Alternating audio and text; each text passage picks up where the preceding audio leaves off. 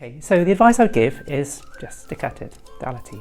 I think the hardest thing is at the beginning when it feels like a struggle to understand, it feels like a struggle to put the words together to get the grammar right.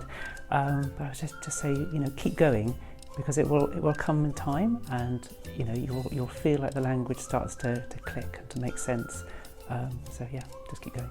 Well, hyder, confidence is a huge thing when you're trying to do anything new or learn anything new, and you need a lot of it in order to be able to do it. And arbennig, especially if you want to share Cymraeg with someone else, But what I would say to somebody is just take that risk and jump into it. It does not matter. Does dim ots if you make a camgymeriad, a mistake. It doesn't matter if you use Google Translate, if you're trying to give eithi popeth.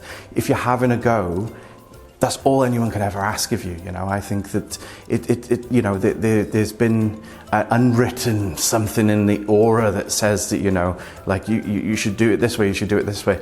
Do it your way. Make the language your own that, and as a result of that, you'll feel more confident within it to speak it and to share it with other people. Before I started learning Welsh, I wish I knew not to put too much pressure on myself with each lesson, and know that I will eventually absorb the language, even if I don't remember everything from each lesson. And developing the language happens quite organically, and you build upon it through learning to enjoy it in new ways outside of the classroom.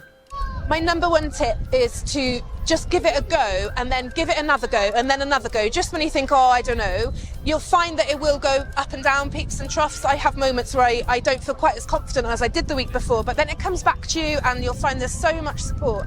So go for it, and then put yourself out there and tell people that you're trying to learn, and you will find there is such a supportive community and that people are really keen to give you opportunities to use your Welsh.